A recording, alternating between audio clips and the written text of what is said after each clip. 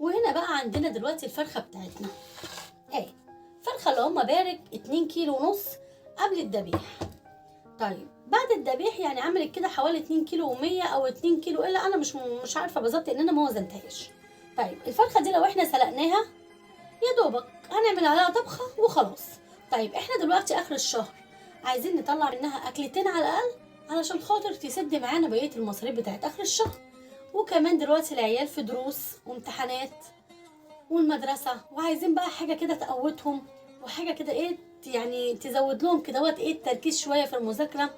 يعني عايزين كده نعمل لهم اكلتين 3 وفي نفس الوقت نوفر. طيب هنعمل ايه؟ هنمسك الفرخة دي دلوقتي كده هنعمل فيها شوية اختراعات ونطلع منها اكلتين كده حلوين او 3 اكلات على حسب الفرخة ما هتكفينا وعلى حسب عدد افراد اسرتي.